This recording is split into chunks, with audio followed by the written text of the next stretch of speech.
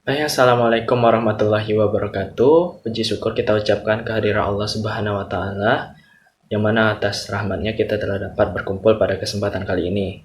Kemudian salawat berangkaikan mutiara salam tak lupa kita ucapkan kepada baginda Nabi Muhammad SAW dengan mengucapkan Allahumma shalli ala sayyidina Muhammad wa ala ali sayyidina Muhammad. Sebelumnya terima kasih kepada Bapak dan Ibu penguji dan pembimbing serta rekan-rekan sekalian yang sempat berkumpul pada kesempatan kali ini dalam rangka proposal tugas akhir dengan judul Pendekatan Supply Chain Risk Management pada aktivitas supply chain PT Garam yang disusun oleh Nika Fahma Utami. Pertama, saya akan jelaskan tentang latar belakang kenapa kita mengambil judul ini. Latar belakangnya, produksi garam dari usaha rakyat dan produksi garam dari PT Garam tidak dapat mencukupi kebutuhan demand dalam negeri. Nah, sehingga untuk itu dilakukan impor garam sebesar 1,8 juta ton. Nah, ini menjadi masalah bagi kita karena semakin banyak impor garam dari luar negeri, tentunya akan sangat besar biayanya karena perbedaan mata uang di antar negara. Kemudian berikut ini adalah data kegiatan impor dari tahun 2009 sampai 2011 yang kita lihat sangat fluktuatif ya, atau naik turun dan tidak bisa diprediksi dengan baik. Nah, ini membuktikan bahwa PT Garam selaku badan negara tidak melakukan perencanaan yang baik dalam kegiatan supply chain-nya, sehingga karena tidak dilakukannya perencanaan dengan baik, terjadi kekurangan pemenuhan dalam kebutuhan demand dalam negeri. Selain dari data-data tadi, kemudian perencanaan yang tidak baik, kita harus mengidentifikasi risiko-risiko yang mungkin terjadi dalam kegiatan supply chain ini. Contohnya adalah supply chain risk, kemudian process risk, dan demand risk. Nah, kemudian kita bentuk SCRM atau supply chain risk management-nya, meliputi supply chain management, kemudian product management, demand management, dan information management. Kemudian untuk perumusan masalah pada topik ini adalah bagaimana mengidentifikasi, kemudian kita menganalisa risiko dan melakukan mitigasi atau pengendalian sehingga kita dapat meningkatkan penjualan dan distribusi garam, sehingga kita dapat mengurangi impor. Untuk tujuan penelitiannya sendiri, yang pertama kita dapat mengidentifikasi risiko yang mungkin terjadi pada supply chain PT Garam, kemudian kita analisis risiko yang telah diidentifikasi, kemudian kita dapat merancang strategi mitigasi risiko yang baik, kemudian dari mitigasi tersebut diharapkan dapat meningkatkan tingkat penjualan dan distribusi garam oleh PT Garam sehingga dapat menurunkan impor dari luar negeri. Berikutnya, kita akan mengkaji manfaat dari penelitian ini supaya nantinya penelitian ini dapat digunakan dengan sebaik-baiknya. Yang pertama, bagi perusahaan sendiri, penelitian ini bermanfaat untuk mengetahui resiko-resiko yang mengganggu pada kegiatan supply chain.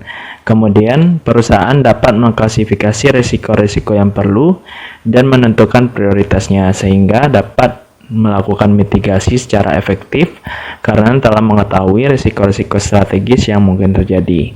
Sedangkan bagi peneliti sendiri, yakni mengetahui aplikasi supply chain risk management terhadap kemungkinan risiko yang terjadi pada kegiatan supply chain perusahaan PT Garam.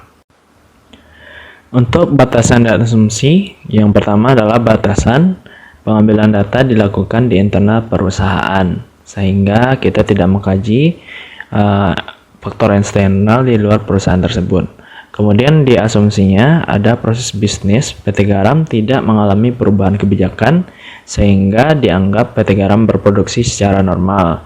Kemudian selama penelitian kegiatan supply chain perusahaan berjalan dengan normal, artinya tidak ada masalah dalam pengadaan dan rantai pasoknya.